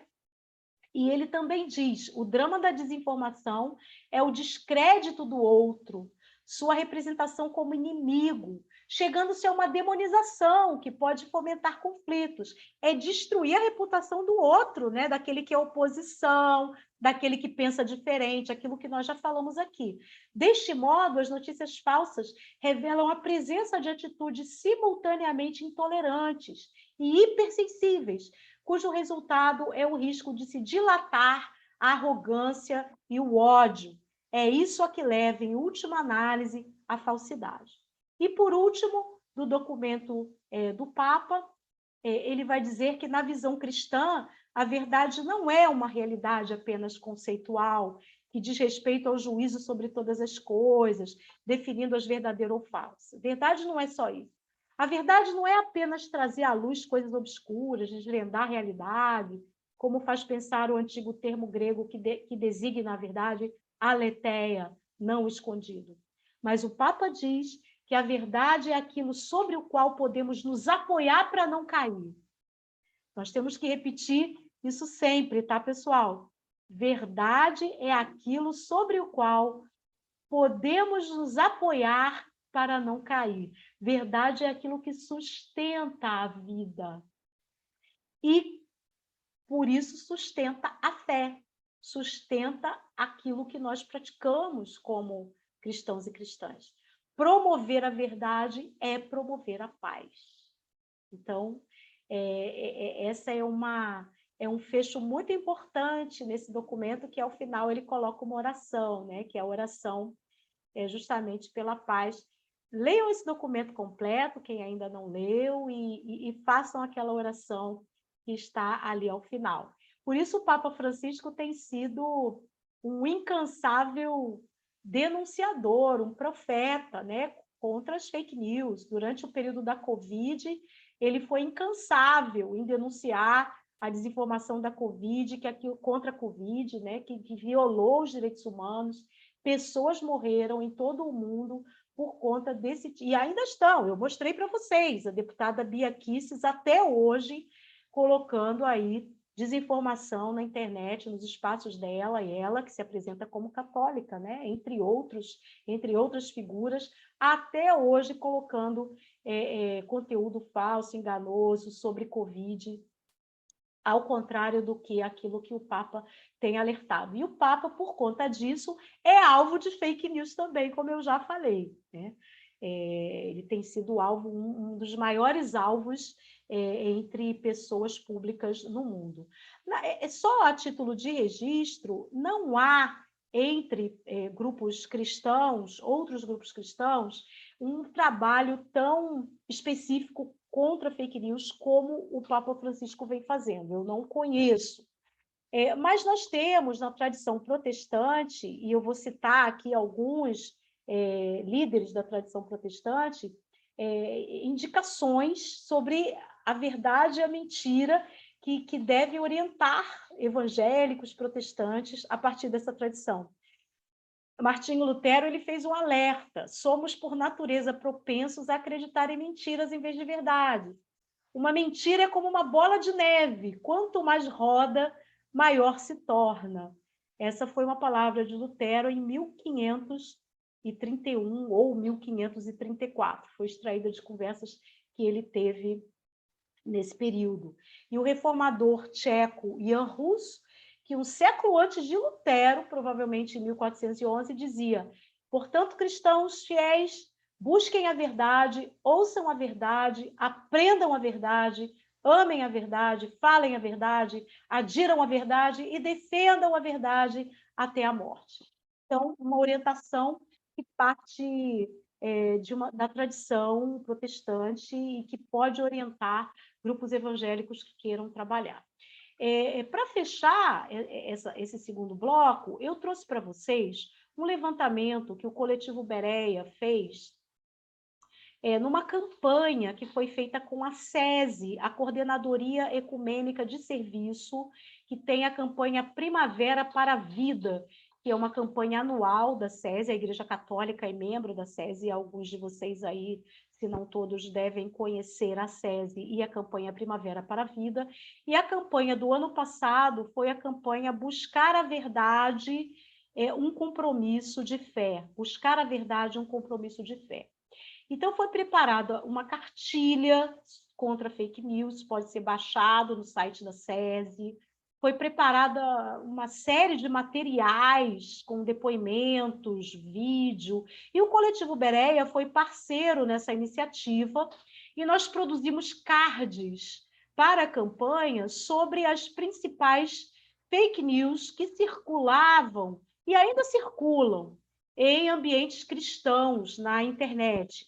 Então, mostro para vocês os cards que foram distribuídos, eles ainda podem ser usados, porque esse conteúdo ainda está valendo para 2022. Eles também podem ser baixados no site da SESI.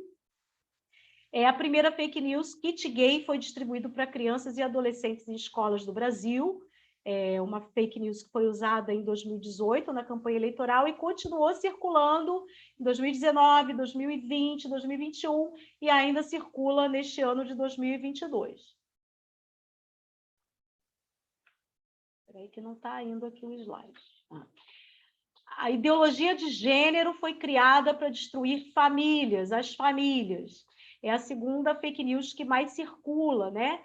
Então, ideologia de gênero é um conceito que não existe, ele foi criado para criar pânico, terror verbal, e isso tem sido usado, foi usado em 2014, 15, 16, na campanha eleitoral de 2018, campanha eleitoral de 2020, será usado de novo, e é uma das maiores mentiras construídas em espaços cristãos.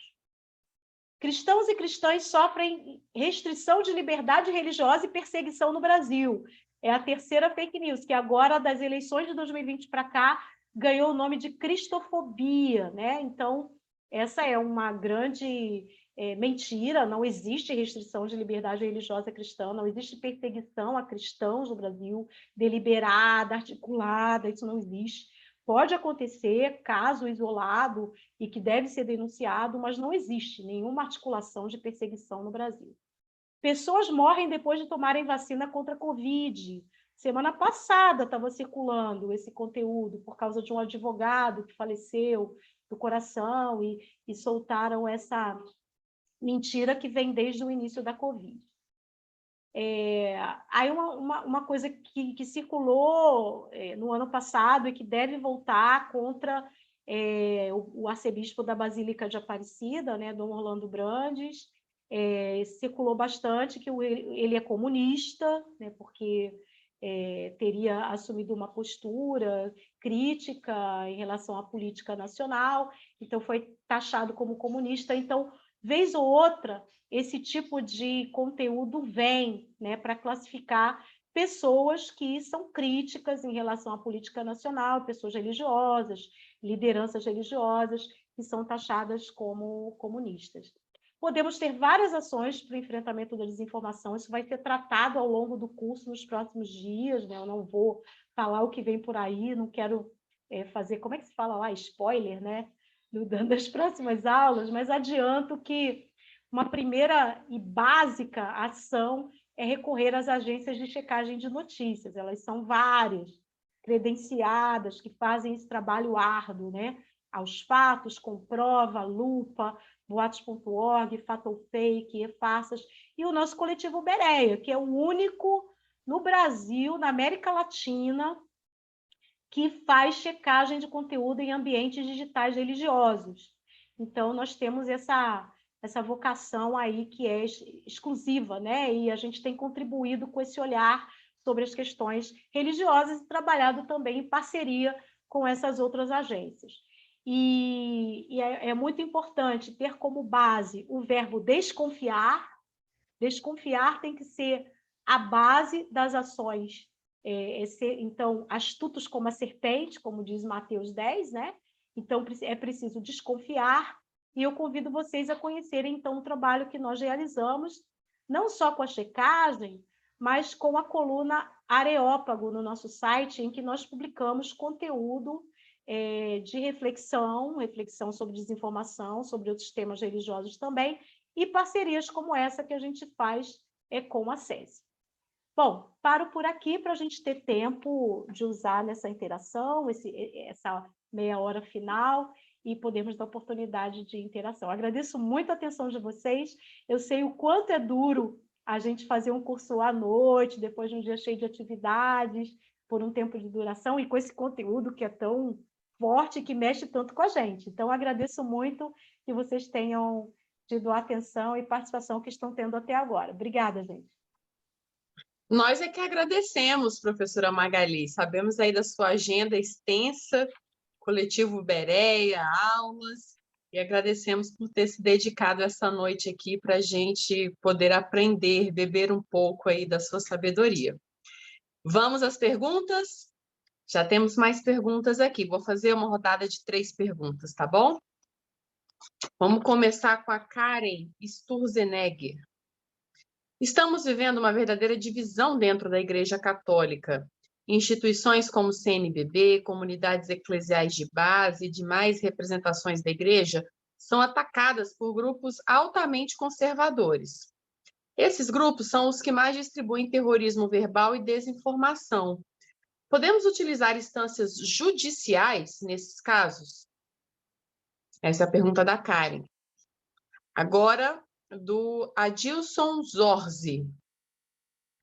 Ele pergunta: até que ponto podemos relacionar esse fenômeno das fake news com a precarização do trabalho jornalístico?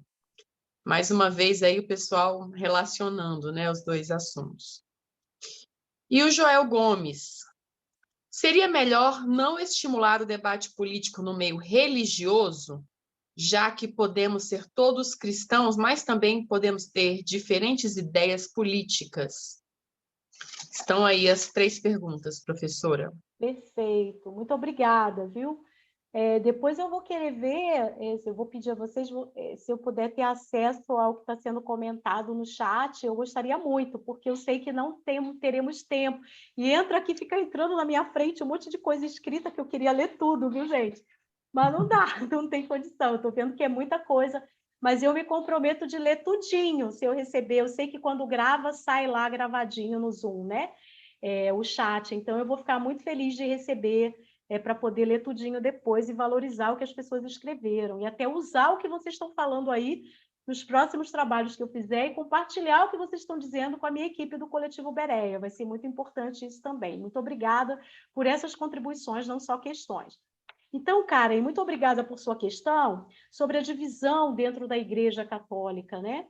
Eu acompanho isso e se isso serve de consolo, esse consolo, não sei se é muito consolo, mas não é só na Igreja Católica não, viu, Karen? Essa divisão está acontecendo em outras igrejas também, está acontecendo nas famílias, está acontecendo em espaços de trabalho, está acontecendo a divisão. E aí tem uma coisa muito importante que eu queria trazer para vocês sobre isso, que tem a ver com a reflexão bíblico-teológica que nós trouxemos. A palavra diabo, que eu citei aqui num trecho de João, né? A palavra diabo, ela vem do grego diabolos, que quer dizer divisão no grego. Diabo é aquele que divide. Isso aí não estou inventando não, tá, gente? É a tradução do grego da palavra diabo, diabolos. Aquele que divide, aquele que causa confusão. O contrário no grego de diabolos, sabe o que é? Símbolos. Símbolos ou símbolo é aquele que une. Os símbolos unem. O diabo divide. Então, eu posso ler a sua pergunta aqui, Karen, pensando o seguinte: se há divisão, toda vez que há divisão, não há Deus. Há o inimigo de Deus. Quando não há diálogo, quando não há entendimento, quando há confusão, não há Deus. Peço perdão se isso soa como um sermão, mas a gente está aqui discutindo o tema verdade como compromisso cristão, como um compromisso de fé. E dentro desse tema, eu não posso escapar de trazer essa dimensão teológica em continuidade àquilo que o Papa Francisco trouxe. Quando o Papa Francisco cita Gênesis 3, a serpente, ele citou aquilo que trouxe pecado e divisão, a ponto de um irmão matar o outro. E um irmão matar o outro pode acontecer de muitas formas com a humanidade até hoje. Pode ser a morte física mesmo, ou pode ser a morte das relações, a morte do diálogo, a morte da convivência, a morte de um monte de formas. Então, Karen, em primeiro lugar, é preciso assumir uma postura muito corajosa de denúncia da presença diabólica no espaço religioso hoje. Presença que traz divisão, presença que traz confusão, presença que traz desentendimento. Isso é diabólico, no sentido do termo, diabo, diabolos. Então, esse é um primeiro reconhecimento que a gente tem que fazer. E esse enfrentamento precisa ser feito, eu já disse aqui antes, com paciência, com diálogo, com chamado à paz. Vamos chamar para conversar, vamos tentar reconciliação. Reconciliação precisa ser uma palavra-chave quando tem divisão. Tem uma palavra bonita lá em Efésios, que é derrubar o muro da separação. É preciso derrubar os muros de separação, né? Isso é um desafio cristão do Evangelho. Agora, quando isso não acontece, Karen, aí a gente vai precisar, quando não há resposta positiva, aí se precisa mesmo partir para uma denúncia. Eu disse, quando é fake news que circula em mídia social, denunciar para a plataforma retirar o conteúdo, se a pessoa não retirou. Ou, em caso de calúnia, é o boletim de ocorrência e é o caso judicial. Existe uma pessoa no âmbito católico, de nome Bernardo Custer, ele tem vários processos por calúnia, ele faz uso de calúnia. Eu não tenho problema de citar o nome, porque ele é uma pessoa pública, ele é conhecido, e ele é conhecido pelos processos que tem de calúnia. No ambiente evangélico, nós temos o pastor Marco Feliciano, o pastor Silas Malafaia, são personagens que... Lembra quando eu falei da reforma digital, dos influenciadores que surgem? Vão surgindo essas personagens e elas precisam arcar com a responsabilidade daquilo que decidem fazer com a sua influência. Então, lamentavelmente, Karen, há situações em que há calúnia e destruição da reputação de uma pessoa que precisa envolver processo judicial, sim, lamentavelmente, porque a pessoa que fez a afirmação é chamada à retratação e ela não se retrata. Então, não tem jeito, né? E aí a gente tem que trabalhar o amor cristão, o perdão e receber a indenização que tem que receber. Então, não tem jeito. E essa pessoa tem que pagar pelo dano que provocou, lamentavelmente. Adilson, obrigada pela pergunta sobre a precarização do trabalho jornalístico. Você está corretíssimo na sua compreensão, mas eu vou um pouquinho antes do que você perguntou, Adilson. Eu acho que tem uma precarização da formação do jornalista. Lá na faculdade, e olha que eu já dei aula em curso de jornalismo, conheço bem os cursos de comunicação. Os currículos têm sofrido uma precarização na formação. E eu lembro, quando eu estudei jornalismo, podem calcular a minha idade aí, que eu era uma jovenzinha, nos anos 80, vocês podem calcular, eu era uma jovenzinha, e fiz o curso de jornalismo. A gente estudava que uma premissa básica do jornalismo é a apuração. Apuração. Não é sair publicando, a primeira coisa que a gente vê e recebe, tem que apurar. Tem as fontes, tem a pesquisa. Isso que as agências de checagem fazem, não precisava agência de checagem se o jornalismo fizesse lá na sua prática cotidiana. Então, lá na formação, já tem uma defasagem que precisa muito ser corrigida, e no jornalismo, na precarização do trabalho. Tem muita gente fazendo jornalismo sentado em mesa na frente do computador, pesquisando em internet, e não vai pesquisar fontes, não vai ouvir os dois lados. E claro que tem a questão aí da política que envolve certas situações aí, né? Por exemplo, eu tenho visto afirmações sobre religião que são colocadas da boca de políticos que viram notícia, e é o tal do jornalismo declaratório. Fulano declarou isso, tá? Aí fica a notícia, ele declarou.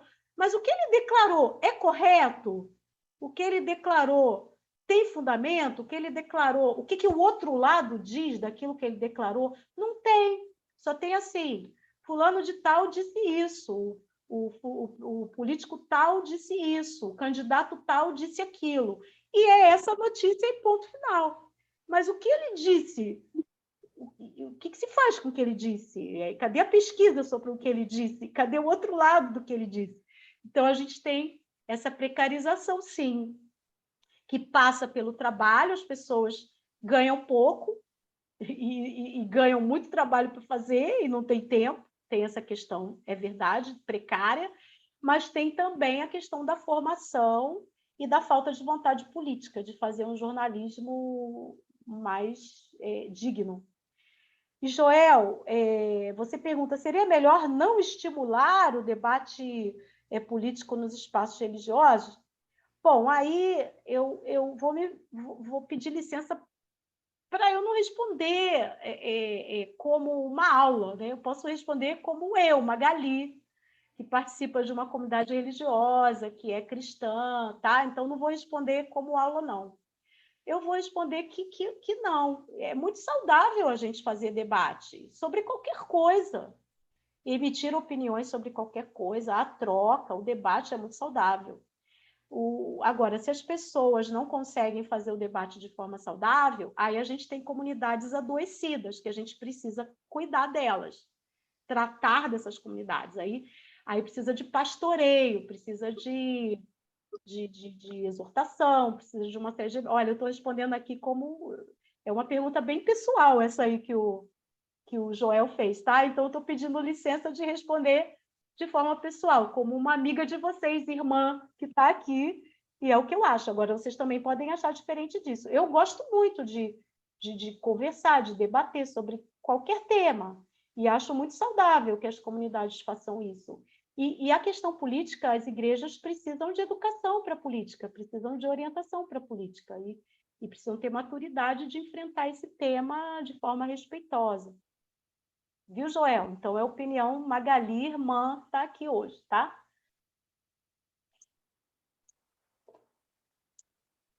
Muito bem, professora. Vamos para mais uma bateria de 3 perguntas? Sim. Marilene Martins. Essas notícias sobre kit gay e identidade de gênero são falsas e inconclusivas ou imprecisas? O Renan de Pinheiro.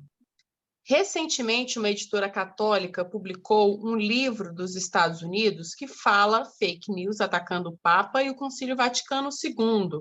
Como lidar com isso? E depois ele comenta: o Bernardo Kister foi um dos divulgadores do livro que citei. O Denis Caetano. O jornalismo corre contra o tempo para não perder o espaço com relação à informação imediata das redes sociais. Por isso, a fragilidade das notícias? Obrigada. Marilene, muito legal sua pergunta, porque aí a gente tem uma... pode aprofundar na classificação, né? Kit gay, ele é um conteúdo enganoso, porque, de fato, existiu um material que foi aprovado em 2009, 2009, deixa eu falar certinho, foi aprovado em 2009 pelo Congresso Nacional, que foi projetado para educação contra a homofobia. Esse material foi aprovado como um projeto, e ele chegou ao Ministério da Educação, aprovado no Congresso Nacional. O Ministério da Educação, quando tomou posse em 2010, o ministro Haddad, era o ministro da época, e esse material, então, foi encomendado, ele foi redigido, mas ele nunca chegou a ser impresso e distribuído, porque houve toda essa controvérsia, houve reação, principalmente das bancadas evangélica e católica no Congresso, houve muita pressão sobre a presidente da República na época, Dilma Rousseff, e o material, que era um material educativo contra a homofobia, que foi apelidado de kit gay pelas bancadas católica e evangélica, ele nunca foi publicado nem distribuído.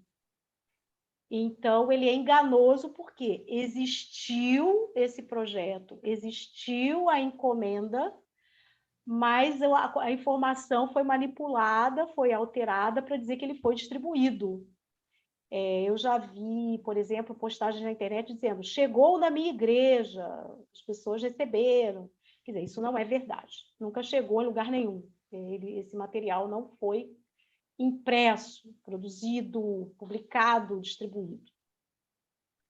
E você falou identidade de gênero, mas é ideologia de gênero, né? É ideologia, identidade de gênero é um conceito. Ideologia de gênero, essa sim é uma mentira. Ela foi criada, esse termo foi criado para causar pânico em torno dos direitos sexuais, reprodutivos, que tiveram avanços durante os anos 2000. Então, esse termo foi criado, ele nasceu na Europa, lá pelo ano mais ou menos aí de 2010, 2011, ele chega na América Latina, talvez um pouco antes na Europa, talvez 2008. Ele chega na América Latina em 2011 e ele é propagado pela Igreja Católica no continente. Ele vem do Equador, entra no Brasil e é na Igreja Católica. Depois os evangélicos abraçam o termo e ele se espalha a partir de 2012. O termo é mentira porque ele é estabelecido como uma ideologia criada para mudar a cabeça das pessoas. Essa é a mentira. Aí começa-se, é aquilo que o Lutero diz, com uma bola de neve, né?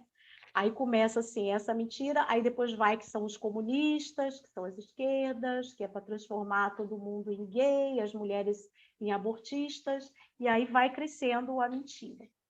Mas o termo é uma falsidade. Renan, editora católica que publicou esse livro, né? Como lidar com isso? Aí é aquele procedimento que a gente já conversou aqui, né, Renan? Que isso precisa ter uma denúncia, uma contestação do livro ou de qualquer outro material, ele precisa ser contestado, né? Então, se há mentiras em quaisquer materiais, e no caso desse livro é preciso uma contestação, e se for necessária uma contestação jurídica, isso deve ser feito, inclusive contra a própria editora, né?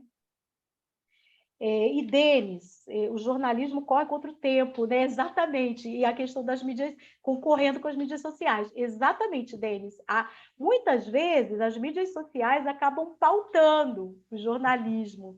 Lembram daquele caso da grávida de Taubaté? Vocês lembram do caso? Publicaram na internet a moça com aquela barriga imensa, que seria um fenômeno de barriga. Não é você não, hein, Manuela? Aquele fenômeno de barriga, né? E a grávida. Aí veio na internet, aí o jornalismo foi querendo ganhar audiência com aquilo, colocou aquilo e virou notícia. E depois se descobriu que era uma falsidade daquela mulher, né? Que não era nada. E isso acontece muito. Então, muitas vezes, essa imediatez das mídias sociais e a popularidade que alguns conteúdos têm de viralizar, se torna mesmo até uma pegadinha para o jornalismo, que fica querendo audiência, que fica querendo leitores, fica querendo público, e aí acaba pautando. Isso é muito complicado. E por esse lado. E pelo lado de querer ser mais rápido do que as mídias sociais, publicar coisas de forma precipitada, sem pesquisa, sem apuração, sem fontes, o que também é um grande problema deles. Então, é saber lidar com esse problema. Não dá mais para ser devagar, porque nós estamos no tempo... Tem até um texto bacana de um pensador canadense, que eu gosto, ele é católico, Michel Ignatieff, é o nome dele. Ele tem um texto bacana, e tem até um vídeo na internet desse texto dele, chama A Cultura dos 3 Minutos. Ele escreveu isso no início dos anos 2010. Eu acho que esses 3 minutos dele já caiu para menos de 1 minuto, né? Ele está na cultura de que as pessoas não querem nem mais gastar nem 1 minuto mais querendo ler ou ouvir. Mas é bonito o texto da cultura dos 3 minutos que ele fala, né? Dessa coisa tudo rápido, da superficialidade, e o jornalismo acaba caindo nessa armadilha e com isso desinforma, lamentavelmente. Obrigada aí, os 3. Muito bem, professora. Vamos a alguns comentários, está tendo muito comentário também. O Adilson Zorzi fala o seguinte: um pilar importante da PASCOM, por exemplo, é a educomunicação. Precisamos assumir esse compromisso enquanto comunicadores cristãos de ajudar a educar as pessoas para consumir informação. Levar esse debate sobre fake news para as comunidades é fundamental. Também aqui, jornalismo hoje quase sempre é venda de informação a qualquer custo. O Everton de Souza: enxugaram muito as matrizes curriculares dos cursos de jornalismo.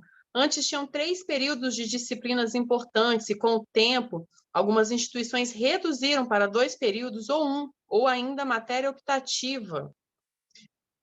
E mais um comentário aqui. A Thalia Gonçalves, ainda sobre essa questão do jornalismo, né? Acho que também está ligado a uma série de fatores. A não exigência do diploma, o fenômeno das redes sociais, influenciadores, marketing digital e, claro, como dito, a precarização do trabalho do jornalista. E para encerrar, professora, vamos com mais uma pergunta da Jocelane Santos. Ela pergunta sobre o ressentimento. Essa questão do ressentimento, será mesmo ressentimento ou uma sensação de desassistimento? Não ser assistido, né? Vamos lá, então. Obrigada, Jusilane. Esse termo, ressentimento, eu simplifiquei uma teoria que existe de uma autora paraguaia, que é da área de ciências sociais do Paraguai, que se chama Mirta Moragas. Ela vai falar da moralidade ressentida. É uma moralidade que não tem faixa social, aí não é desassistido, não. Não tem classe social, não tem idade, são posturas, são visões de mundo em que as pessoas assimilam, por exemplo, um machismo de que a mulher não tem direito. Então, isso não tem. Você pode ter o rico, você pode ter o pobre dentro da favela que acha que a mulher dele tem que servi-lo. Né? Tem até essa expressão, me serviu. O da Bruaca lá do Pantanal usa muito isso, né? A Bruaca vai me servir, servir tudo, comida, limpeza da casa, sexualmente e tudo mais. Então, existe essa ideia, e que não pode ser o rico, pode ser o pobre, existe a ideia de que pessoas indígenas elas não têm que ter direito à terra dada, eles são os preguiçosos, e eles estão mais tomando a terra que tem que ser produtiva. Toda essa visão de quem é a pessoa que é dona de terra, mas que muita gente de classes empobrecidas e de faixas etárias diferentes também assimila essa ideia. Então, isso é o que ela vai chamar de moralidade ressentida, Mirta Moragas. A professora do Brasil, Cristina Vital, que é antropóloga, ela vai trabalhar na mesma direção, e ela vai chamar de outro jeito, ela vai chamar retórica da perda. É na mesma direção. O que ela vai chamar de retórica da perda é a pessoa que perde os privilégios. Então, por exemplo, você já deve ter ouvido, pessoas falam, meu filho tinha direito à universidade, não entrou porque o neguinho foi lá e tirou a vaga do meu filho. O indígena foi lá e tirou a vaga do meu filho no serviço público. Coisas dessa natureza. Então, essa perda, perdeu privilégios. Por quê? Porque foram estabelecidos direitos democráticos concedidos a minorias desprivilegiadas ao longo da história, e tem gente que acha que essas minorias não têm que ter direitos, né? Aí passa por negritude, passa por indígenas, passa por mulher, população LGBT e tudo mais. Então, onde é que entra fake news nessa moralidade ressentida, retórica da perda, nesse ressentimento, etc.? Onde é que entra fake news? Começa-se a criar fake news contra direitos e contra pessoas que defendem direitos. Então, vai se colocar aí fake news, muitas aí sobre questão da terra, MST, vai se colocar muitas fake news sobre questão de direitos da mulher, população LGBT, e pessoas que defendem também, vão sofrer calúnias, vão sofrer situações de ódio com esses conteúdos. Então, essa é a questão do ressentimento. É que eu resumi aí para essa questão, para simplificar, mas que bom que você perguntou, que eu tive a chance de aprofundar e de dar esse detalhamento. Muito bem. Então, tem uma última pergunta. Existe alguma relação entre fake news e a cultura do cancelamento, do Márcio? Márcio, cultura do cancelamento faz parte dessa nova era aí, da era digital. Claro que cancelar pessoas, a gente chama assim que é uma gíria, né? Cancelar pessoas, boicotar pessoas, desprezar, discriminar, segregar, isso é uma coisa muito antiga. Mas a cultura do cancelamento vem junto com as fake news, ela é uma consequência. À medida em que se coloca aí... Porque um dos procedimentos políticos das fake news é você convencer pessoas para determinados temas, então se coloca conteúdo falso, enganoso, preciso sobre determinados temas, mas também destruir reputação de pessoas, destruir a imagem de alguém. Então, quando a imagem de alguém é destruída, uma das consequências é esse cancelamento, né, de que a pessoa passa a ser negada, passa a ser desprezada, passa a ser linchada publicamente, virtualmente, digitalmente. Então, sim, esse é uma das consequências desse processo. Obrigada de perguntar. Muito bem. Vamos encerrando por aqui. Professora, suas considerações finais. Obrigada, gente. Eu nem bebi água, viu? Fiquei tão empolgada aqui com vocês que eu esqueci até da água que eu tenho aqui na minha frente. Vou beber um monte aqui quando acabar. Muito obrigada. Eu acho que nós estamos num momento importantíssimo da história do Brasil, em termos políticos. Nós citamos exemplos políticos aqui, mas vocês veem que esse tema ele é muito mais abrangente, ele está para muito além da política, mas o momento que nós vivemos, esse curso traz uma contribuição tremenda. E eu sei que aqui estão pessoas que são comunicadoras, que têm uma tarefa, que têm uma vocação, que têm uma missão na Igreja Católica, em outros espaços, e que, então, essa oportunidade de reflexão se reverta em ações, ações de vocês como multiplicadores, multiplicadoras, para a gente poder encontrar esse ambiente de paz que a gente tanto precisa, né? Lembrando a palavra do Papa Francisco, promover a verdade é promover a paz. Então, que a gente siga aí nessa trajetória de promoção da verdade para promover a paz. Eu convido vocês a visitarem o site do Coletivo Bereia. Nós temos um número de WhatsApp que nós recebemos sugestões de checagem. Às vezes chega para vocês aí no WhatsApp de vocês, nas mídias sociais de vocês, algum conteúdo que vocês desconfiam. Mandem para a gente no nosso número de WhatsApp, façam sugestões. E vocês também podem ser nossos colaboradores, viu? Nosso trabalho é voluntário. Então, a gente pede a quem quiser colaborar com checagem de fake news, são 4 horas por semana. A gente aceita voluntário. Se você tem 4 horas por semana para doar para esse trabalho, a gente vai ficar feliz de receber colaboradores. Um grande abraço e que o restante da semana também seja produtivo e cheio de novos desafios. Obrigada. Maravilha, nós que agradecemos. E olha, tá uma enxurrada de agradecimentos, de elogios à sua fala agora no chat, viu? Muita gente. Parabéns, professora Magali, muito obrigada. Como sempre, maravilhosa. Muito obrigada, professora, excelente fala e muitos ensinamentos. Enfim, uma enxurrada, várias agora. Todo mundo muito agradecido. Eu espero ler tudo, hein? Vocês vão mandar para mim, né? Acho que o Marcos já está providenciando aí, hein? Para ver como é que te manda tudo certinho. Então, eu queria lembrar a todos que o nosso curso continua ao longo de toda a semana até sexta-feira, sempre às 7h30 da noite, de 7h30 às 9h30. Então, a gente se encontra nesse mesmo link amanhã e pedindo a todos que participem, que realmente venham à aula para garantir aí o diploma da PUC Minas, que depende da participação mesmo, da assinatura naquele link da lista de presença. Muito obrigada a todos, mais uma vez, muito obrigada, professora Magali. E amanhã, dia 10 de agosto, o tema é método de checagem, e nós vamos ter como facilitador o professor Melilo Diniz, que é do Movimento de Combate à Corrupção Eleitoral. Até amanhã, então, se Deus quiser, e a gente se encontra, então. Boa noite a todos.